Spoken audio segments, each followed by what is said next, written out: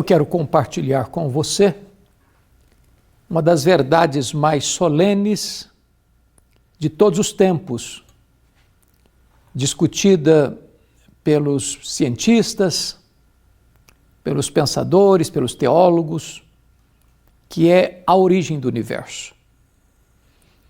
Esta, na palavra de Henry Morris, um conceituado cientista, uma verdade pivotal. E quero reportar ao texto de Gênesis, capítulo 1, versos 1 a 3. No princípio criou Deus os céus e a terra. A terra, porém, estava sem forma e vazia, e o Espírito de Deus pairava sobre a face do abismo. Disse Deus: haja luz, e houve luz. Qual é a origem do universo? Este versículo primeiro é a síntese, é o resumo dos 6 dias da criação. E, por si só, ele deita por terra, primeiramente, a questão do ateísmo. Aqueles que negam a existência de Deus. Aqueles que pleiteiam que o universo surgiu espontaneamente, ou é resultado de uma evolução de milhões e milhões de anos. Segundo lugar, este versículo também reprova a questão do agnosticismo, a ideia de que se Deus existe, ele não pode ser conhecido. Deus só pode ser conhecido porque ele se revelou. E se revelou na natureza, na obra da sua criação, se revelou na nossa própria consciência, porque há um tribunal moral dentro de nós e foi Deus quem o colocou dentro de nós. Deus se revelou nas Escrituras e Deus se revelou em seu Filho, Jesus Cristo. Mas esse texto reprova ainda o panteísmo. A ideia de que tudo é Deus e Deus é tudo. Que o universo é o corpo de Deus e Deus é a alma da natureza. Deus é distinto da criação. A criação não é deificada, mas foi criada pelo Deus Todo-Poderoso, Criador de todas as coisas. Então o texto começa dizendo: no princípio criou Deus os céus e a terra. Bom, esta verdade magna, primeira e pivotal, enseja-nos 4 conclusões inequívocas. A primeira delas é que, obviamente, a matéria não é eterna, como pensavam os gregos do passado, e como alguns pensam ainda hoje. A matéria foi criada. Este mundo é feito de matéria e energia. Matéria e energia não criam a si mesmas. Este mundo é governado por leis. Leis não formam a si mesmas. Certamente alguém fora da matéria, independente da matéria, criou a matéria, estabeleceu leis para governá-la e tem controle sobre essas leis. Certamente, em segundo lugar, o universo não é resultado de uma geração espontânea. O universo não vê a existência por iniciativa própria, de moto próprio. Em outras palavras, o universo não pariu a si mesmo. Ele foi criado. E criado pelo Deus Todo-Poderoso. No princípio, criou Deus os céus e a terra. Em terceiro lugar, o universo não é fruto de uma mega explosão. Aliás, o cosmos não pode proceder do caos. A ordem não pode proceder da desordem. Seria mais fácil eu acreditar que, se eu jogasse para o espaço 1 bilhão de letras, elas caíssem como uma grande enciclopédia, do que acreditar que uma explosão produziu esse universo tão vasto, com movimentos tão harmônicos, com leis tão precisas. Como não seria possível acreditar que, se um rato corresse atabalhoadamente sobre as teclas de um piano, que arrancaria dali serenata ao luar. Eu preciso até afirmar que é necessário ter mais fé para ser um ateu do que para ser um crente. Obviamente, este universo, em quarto lugar, não é fruto de uma evolução de milhões e milhões de anos. Esta crença na evolução é antiga, Mas mais modernamente, precisamente no ano de 1859, Charles Darwin publica o seu livro A Origem das Espécies em Londres. E de lá para cá, esta chamada teoria da evolução tem sido ensinada desde o ensino fundamental ao pós-doutorado, como se fosse verdade científica.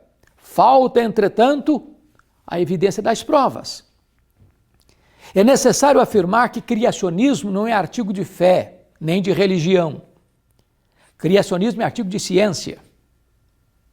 Que o mundo foi criado, a ciência prova. O que nós cremos pela fé é o que está escrito. No princípio, criou Deus os céus e a terra.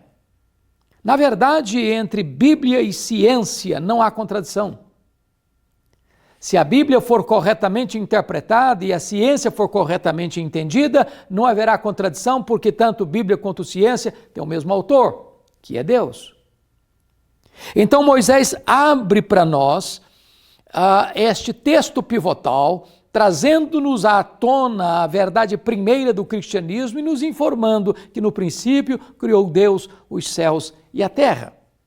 É curioso que quando Moisés vai escrever esse texto, ele escolhe um verbo no hebraico que retrata este fato. Bereshit bara Elohim.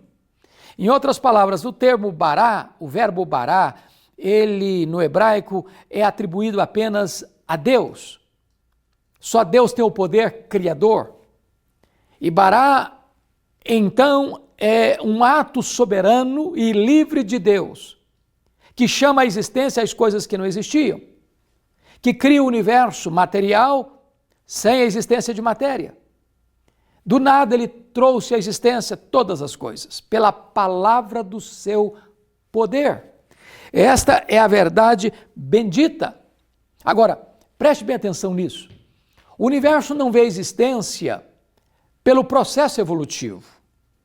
Esse chamado evolucionismo teísta pode parecer tão simpático aos olhos de tantas pessoas, mas é uma falácia. É a tentativa de casar Jesus e Darwin, o cristianismo e a evolução. É claro que para aceitar o chamado evolucionismo teísta, de que Deus criou sim, mas por meio do processo da evolução, eu teria que jogar por terra a historicidade das Escrituras, a veracidade das Escrituras. Porque se for assim, então o registro de Gênesis é metafórico. Então Adão e Eva foram apenas uma lenda. E então todos os relatos à criação literal e à criação do homem e da mulher são mitos. E desta forma, então, eu estaria tirando da Escritura toda a sua autoridade, sua credibilidade. E é então necessário afirmar que nós entendemos que o relato bíblico não está em choque com a ciência, está em choque sim com a suposta ciência que é ensinado como ciência legítima. Quando Deus criou, está escrito, no princípio criou Deus os céus e a terra. Disse já que aqui está a síntese do que aconteceu nos 6 dias da criação. Não é que Deus criou no princípio céus e terra, e depois de muitos, milhões de anos, a terra ficou caótica, então Deus vai refazer aquela obra da criação primeira e primária. Não. Aqui está um fato muito curioso, porque o versículo 2, e a terra era sem forma e vazia, é traduzida por alguns estudiosos de tendência para aproximarem-se do darwinismo, como a terra se tornou sem forma e vazia. O texto não está dizendo isto. O texto hebraico não está dizendo isto, que a terra se tornou, a terra era sem forma e vazia. No princípio, quando Deus a criou, ela estava inabitada, e é isso que significa. E é importante, então, entender que Deus criou não uma obra primária, provisória, rudimentar, para então, com os séculos e milênios e milhares e milhões de anos, chegar na posição que chegou, num processo evolutivo. Não. Deus criou completo, perfeito, cabal. Deus criou em 6 dias. No primeiro dia, Deus criou a luz. No segundo dia, Deus criou o firmamento, os céus. No terceiro dia, Deus criou a porção seca, a terra e as plantas. No quarto dia, Deus criou os luminares, o sol e a lua. No quinto dia, Deus criou os seres aquáticos e os voláteis, os peixes e as aves. E no sexto dia, Deus criou os animais terrestres e o homem e a mulher. Em 6 dias. E quando você vai para as Escrituras, não são 6 dias de um valor incontável de tempo, como se fossem eras geológicas, porque isso dá exatamente a ideia do evolucionismo. Mais dias de 24 horas, é só você olhar o decálogo e você vai perceber isso, até porque a partir do quarto dia, o dia era regulamentado pelos luminares, o sol e a lua. Então, em 6 dias de 24 horas, Deus criou todas as coisas perfeitas, e não só criou, mas avaliou e deu o seu aval muito bom. Muito bom. Pois bem, talvez você ainda pergunte, quando Deus cria, na coroa da sua criação, Ele criou o homem e a mulher. E criou-os à sua imagem e à sua semelhança. É maravilhoso você entender isso, porque o homem não vem dos símios. O nosso parente mais achegado não é o macaco. Não, absolutamente não. Está provado hoje cientificamente que nós temos uma estrutura genética que é distinta, que é dissemelhante, que é diferente. Então Deus criou os animais e Deus criou o homem à sua imagem e à sua semelhança. O homem da criação é o único ser que tem relacionamento com Deus, tem senso moral, tem senso espiritual, porque foi criado à imagem e semelhança de Deus. Certamente, então, o homem não é fruto da evolução, começando lá com uma ameba, depois passando por outros seres, chegando ao macaco e então chegando a nós. Absolutamente não. A ciência nunca mostrou qualquer elo de transição de um para o outro. Então, é preciso afirmar que o tempo da criação está estabelecido no princípio. No princípio. Antes do princípio, só Deus existia.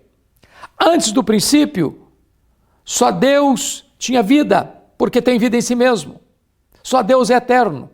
Tudo que existe, sejam anjos, sejam homens, sejam animais, sejam as plantas, seja a natureza, sejam os astros, sejam as estrelas, sejam os mundos estelares, tudo passou a existir porque Deus criou no princípio. Só Deus é eterno. Mas é importante ainda entender que se toda a criação foi feita no princípio, a pergunta é quem criou todas estas coisas? E esse texto que compartilhei com vocês, Gênesis 1, de 1 a 3, retrata para nós a presença da própria Trindade na criação. Se não vejamos, Bereshit bara Elohim, a expressão aqui, no princípio criou Deus, Elohim aqui é uma referência ao Deus Pai.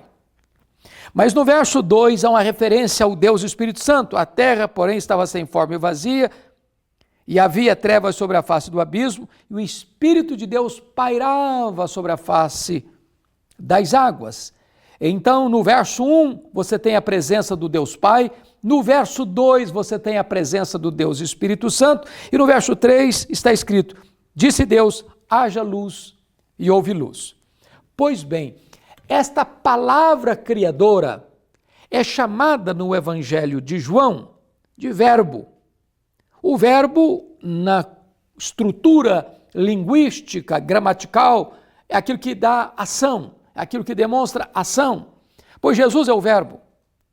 Deus criou todas as coisas por intermédio de Jesus, a segunda pessoa da Trindade. Tanto é fato que João, capítulo 1, versículo 3, está escrito assim: todas as coisas foram feitas por intermédio dele, e sem ele nada do que foi feito se fez. Paulo, escrevendo aos Colossenses, capítulo 1, versículo 16, diz que ele criou todas as coisas, e ele está falando de Jesus, todas as coisas, as visíveis e as invisíveis. Então, aqui você tem a doutrina da Trindade, já no começo da Bíblia, e a doutrina da Trindade mostrando que este Deus, Pai, Filho e Espírito Santo, é o Deus Criador. Nós não temos três deuses, nós não somos politeístas, nós temos um só Deus, subsistindo em três pessoas distintas, da mesma natureza, da mesma essência, tendo os mesmos atributos, realizando as mesmas obras. Pois bem, dito isto, eu gostaria então de fechar a minha fala dizendo o seguinte: nós cremos, como verdade primeira e primária do cristianismo, que Deus existe e que Ele é o Criador.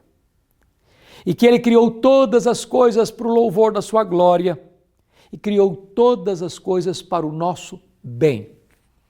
O propósito de tudo isso, de toda a criação, é que esta criação reflita a glória de Deus.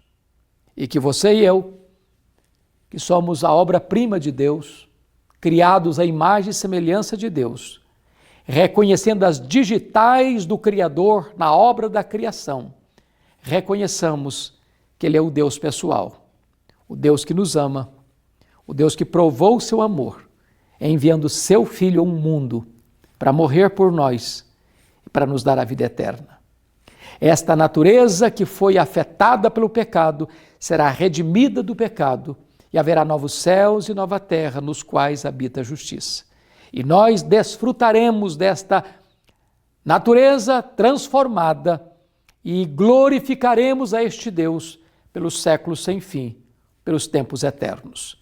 Que Deus abençoe sua vida, que Deus abençoe o seu coração, que você possa abrir o seu entendimento para acolher esta verdade primeira da fé cristã, a verdade que Deus existe, o Deus Pai, o Deus Filho, o Deus Espírito Santo, e que este Deus é o Deus Criador, o Deus que trouxe à tona a origem do universo.